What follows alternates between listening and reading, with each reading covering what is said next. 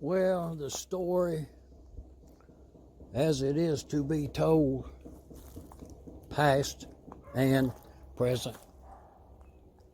Going back a couple of years, pretty sure it was 2 years or so more, at the Portland, Indiana Tri-State Tractor and Engine and Tractor Show.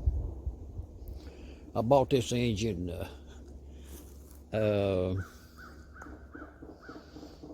well, paid $20 for it with full intentions of getting it running.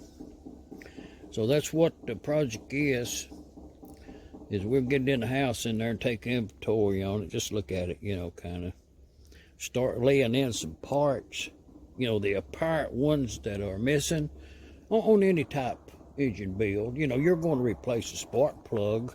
So at that point, when you buy an engine that has a spark plug in it, that's no advantage to you, because you're going to take it out and put a new one in it. So, we equal up there. It's going to need flywheel, that's apparent. That spark plug, kill switch rod. I think we have all them parts. That's most of the parts laid in. If you've got a part or two you want me to use on that engine, send it along. We'll see what the piston looks like in there. It's been sitting right there, right here in Middle Tennessee. They say it's the geographical center or something. Attesting to that, it's been right there for like two winters at least. So you can expect a little rust down in that spark plug hole there. Knowing that on the get-go, when I bought it, it seemed it was priced right at the $20. So we'll get some parts laid in, put together. Well, yes.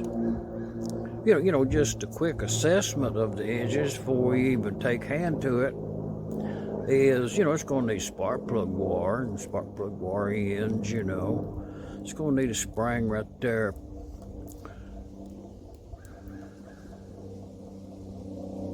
Typical parts it's going to need: a check valve, gasket kit. I can see that the mixer's missing. It's a model 92 Maytag. Now we'll get it running.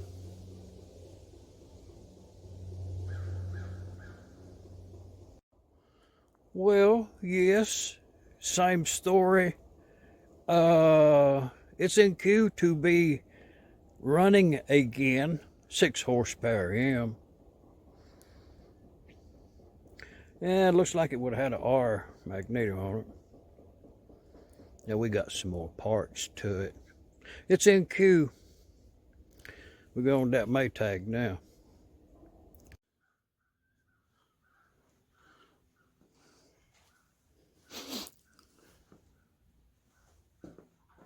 Well, it's one of them situations where you just bust right in here with a pencil and paper to take a list of the parts that you're going to need that are apparent, missing or otherwise. But as an inspection on the engine,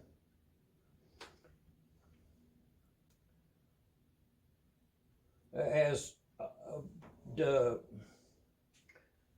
appearance characteristics of its shape indicates that it's a model 92 with the broke off fuel tank mount on the front, both sides, with this high break here. The casting indicated that it would have been a long base engine.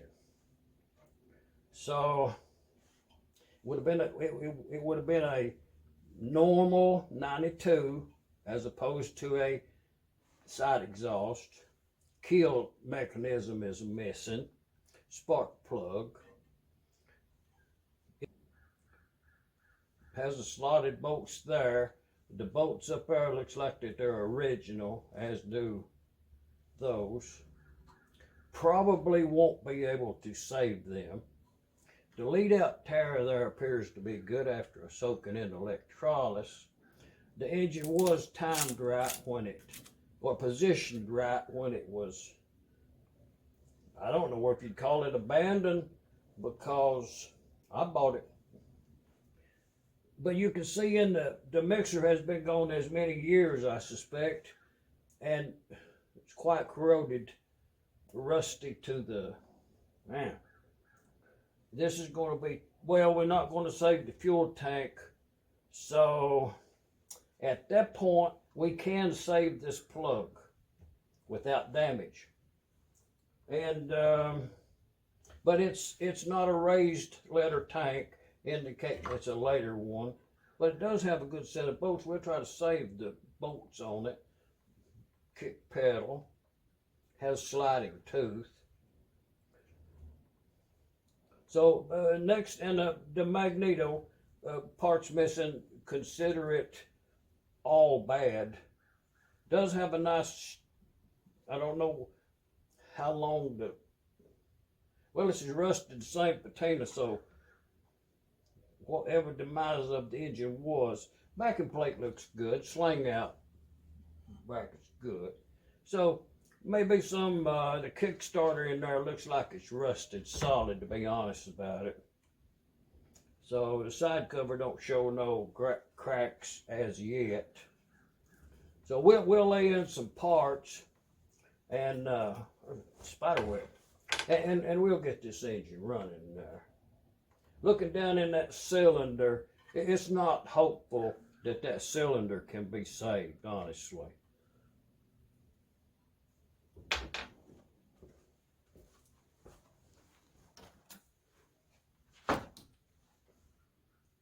See, it's full of, oh yeah, it's no good.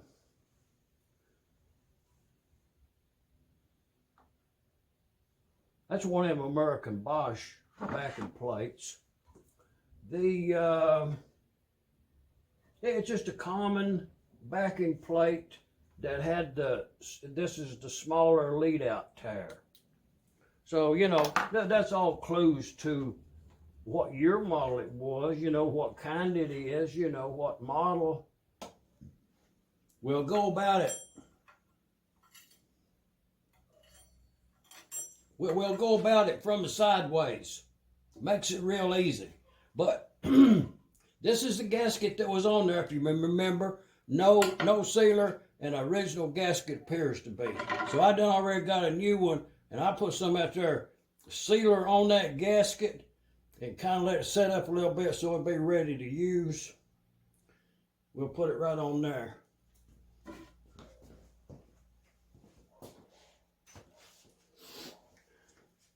And go ahead. I'm going to submit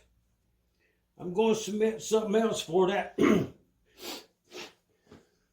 that blank page in your book there. I'm going to submit something else that you might want to write down in there. You're going to work on many of these LAs or LBs. You know, it's one half. The head bolts is 1/2 13 thread size. So all you need to do is a couple of all threads. This is a 7/16 threaded with a 1/2 H on one end. These are. So what you doing there? Making it easy to put the head on these engines, because you really want to be able to see that square thing right in there. Right in here. You want to be able to see that.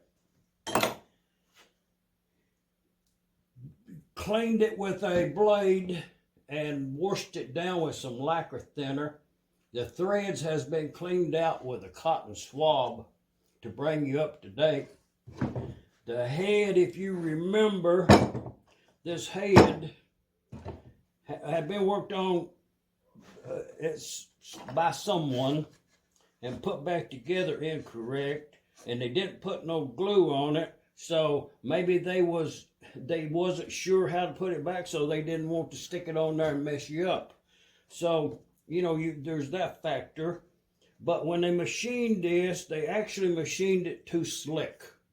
There should be when you go across there with a thumbnail on this head mating surface, it should be a raspy surface, kinda rough, so it'll get a tooth into that gasket. But you can see there where it's been welded up before we put together, and the throttle plate is open. The big hole, I mean, if you're working on one of these right here, there in at your house, you gonna know how it goes. Gasket's right there, got some sealer on it, a new gasket, and when I did pre-fit it, it's pretty well centered up on that machining hole, and the machining hole on this end is just free. It has play in it, and to align that straight with the bushing in the rear, the head is just machined with a turning fit, I guess, loose fit, into the head as to act as a bushing to line all that up. Enough said.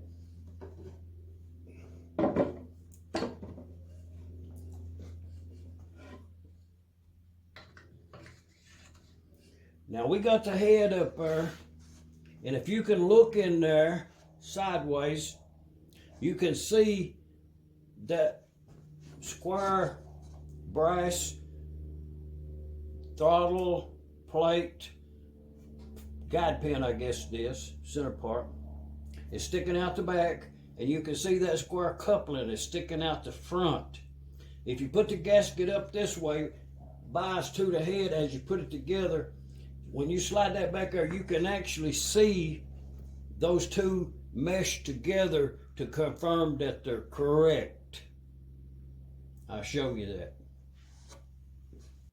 I'm going to turn that photo right there in for grade. If you looked it up in the book, how to put a head on an LB or LA, one of these gasoline engines, single flywheel. Interesting engine, turns 1,000 RPM supposedly at the given horsepower, with a pulley output 50% of that, 500 RPM on that pulley there if you do the math. But you can see in the head, the little thing down there at the bottom, that is the throttle plate shaft. And you can also see in the head there protruding out there is that little square coupler. So those two has to go together loosely. Now, to confirm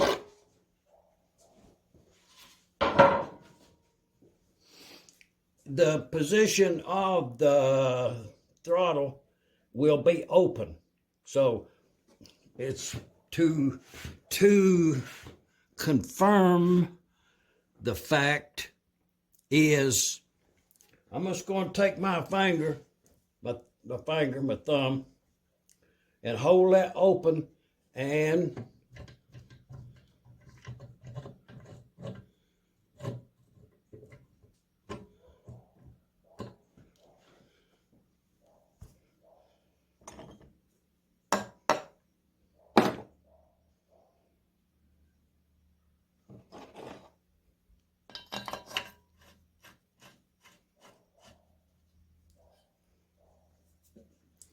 now, I didn't see that.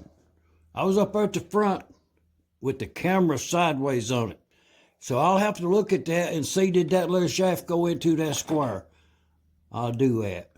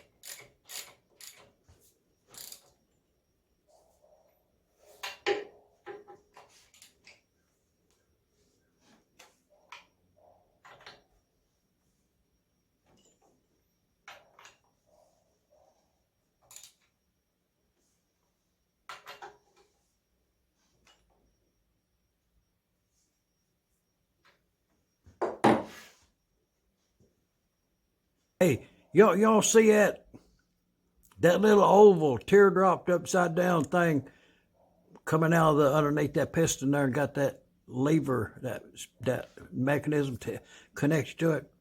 Okay, in the front of the head up there, the throttle plate is open now. So I'm going to go up there and put my finger up in there and close that plate up. And when I do that, this downward part of that oval should rotate over to my left, standing here looking at it.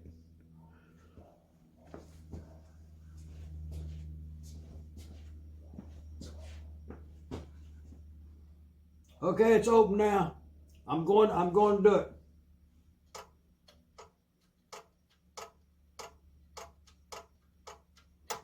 Okay, let's see what we got.